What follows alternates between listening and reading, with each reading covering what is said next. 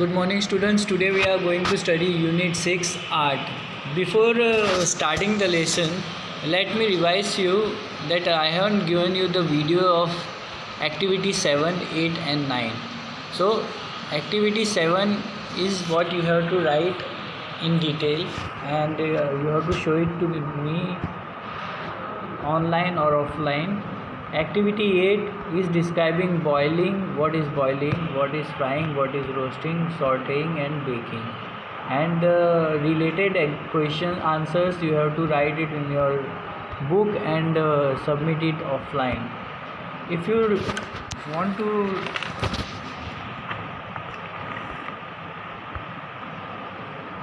you want detailed video on this, just comment it on the group so that I will again write another video and give it to you. Activity 11 is just the example which are given like calorie, and we have to just write the answers regarding that by making our own sentences. Now let's start Unit 6 Arts. Now what the example is telling us that you have seen Vincent van Gogh in 6th standard. You have learned about him. He was a famous painter who painted more than 900 paintings during his life. Vincent van Gogh के बारे में आपने 6वीं कक्षा में पढ़ा था. वो बहुत अच्छे पेंटर थे. उन्होंने करीबन 900 जितनी पेंटिंग्स बनाई थी, जिनमें से बहुत सारी पेंटिंग फेमस भी हुई. उन्होंने पोएम्स भी लिखे थे और इतनी फेमस थी पेंटिंग कि कुछ राइटर्स लोगों ने और पोएट लोगों ने उसको देखकर पोएट्स और सॉन्ग्स बनाए. One such song on this, उनमें से एक सॉन्ग है स्टेरी स्टेरी नाइट, जो डॉन मैकलेन ने लिखा था. द सॉन्ग ब्यूटीफुली डिस्क्राइब, बहुत अच्छी तरीके से वैन गोगो की जो पेंटिंग्स हैं उसके बारे में डिस्क्राइब करता है, जो कि बहुत फेमस पेंटिंग है. जब आप उसके टेक्स्ट पढ़ोगे तो आपको आइडेंटिफाई कर सकते हो उनकी पेंटिंग्स को, जो बहुत फेमस है. अंडरलाइन कीजिए और write beside the number of paintings as shown in the example. हम इसको पढ़ेंगे.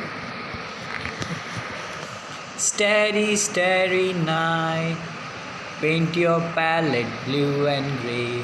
Look out on a summer day, with eyes that knows the darkness in my soul. Shadow on the hill, sketch the tree and the daffodils. Catch the breeze and the winter chill, in colors on the snowy line inland. Starry, starry night, flaming flowers that brightly blaze, swirling clouds in the violet haze, reflect in Vincent eyes of china blue, color changing hue, morning filled of amber grain, weathered face line in the pane, are soothed beneath the artist's loving hand. Starry, starry night, Don McLean. So each and every paragraph is just explaining us about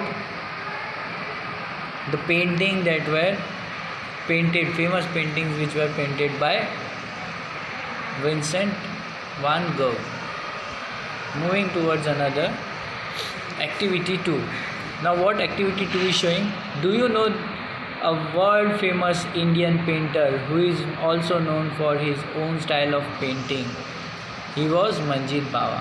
Manjit Bawa is a Indian painter जो famous किसके लिए, उनकी खुद की style के लिए. मंजीत बावा के जो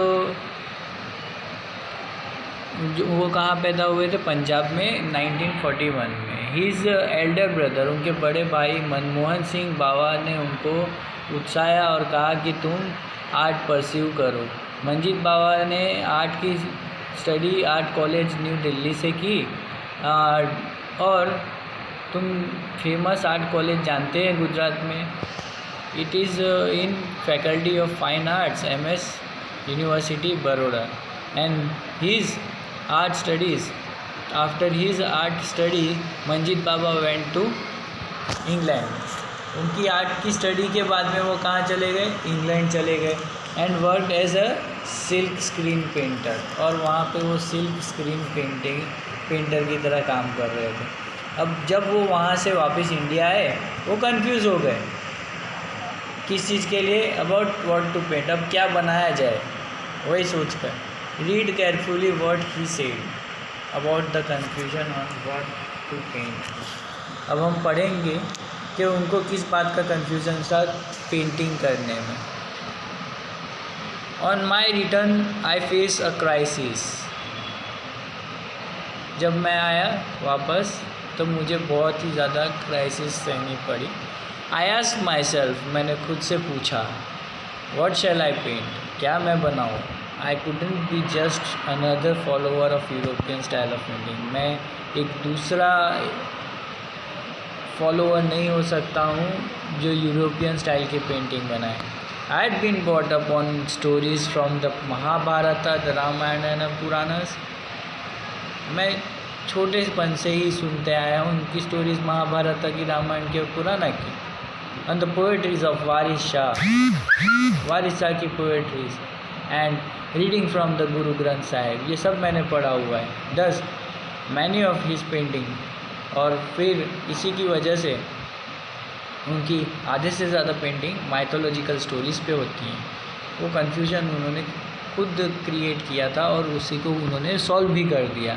मंजीत बाबा की कैनवास में distinguished in the colour of, जिसके अंदर आपको देखने को मिलेगा ऑपरी of sunflowers, the green of the paddy fields, the red of the sun, the blues of the mountain skies. He was one of the first painter to break out of the dominant grey. और उन्होंने एक अलग ही colour में painting की थी जो dominating grey में थी। एंड डोमिनेटिंग ग्रे यानी कहने का मतलब है कि थोड़ा ज़्यादा ग्रेइश फॉर्म में।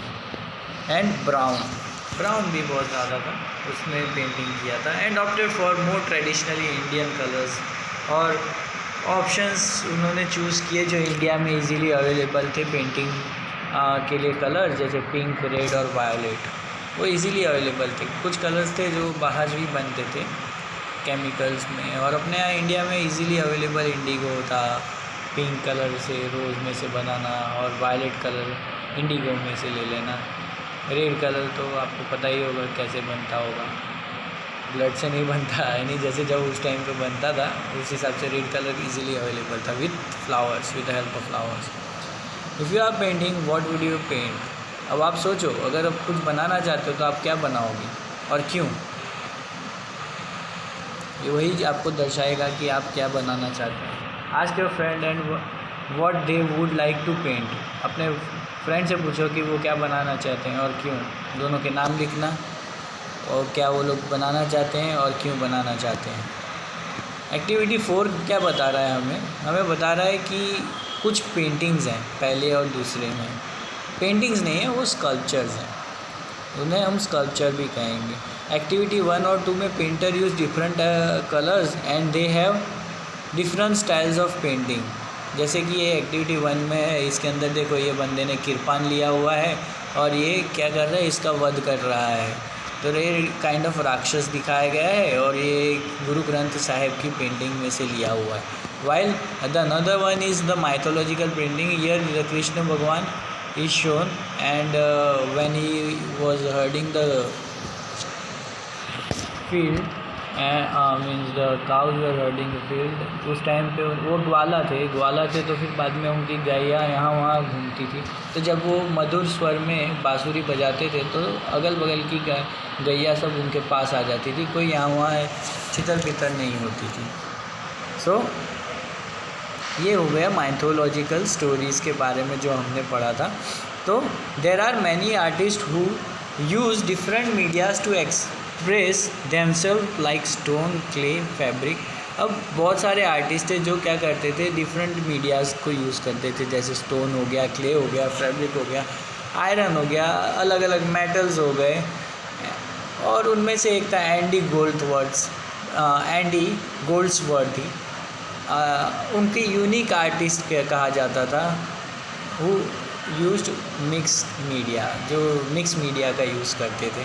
He is a British sculptor, उसे ब्रिटिश स्कल्पटर भी कहा जाता है, फोटोग्राफर एंड एनवायरमेंटलिस्ट, क्योंकि जो फोटो स्कल्पचर बनाता था उसको वहीं वैसे छोड़ देता था और फ़ोटो खींच लेता था, तो फोटोग्राफर भी बन गया और साथ में एनवायरमेंटलिस्ट भी था।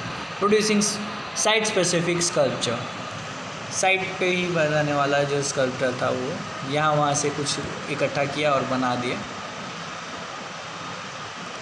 And land art situated in nature and urban sitings, he lives and works in Scotland, वो रहता है और वो काम करता है स्कॉटलैंड में। And he produce our work using natural materials such as flowers, mud, ice, leaves, twigs, pebbles. ये देखो पेबल्स का यूज़ करके उन्होंने बनाया हुआ है। पेबल्स लिया, हाथ से तोड़ा, हाथ से तोड़ने के बाद में उन्होंने ऐसे गोल गोल करके इसको बना दिया। ये हो गया। ट्विग्स लिए, ट्विग्स से उन्होंने ऐसा स्पाइडर वेब जैसा बना दिया हवा में। बस यही सब उन्होंने किया था और उसी से वो फेमस हो गए। Much of his work are made outside in, it mean to be temporary. आधे से ज़्यादा वर्क जो टेम्पररी, वो कहने का मतलब कि परमानेंट नहीं होते थे।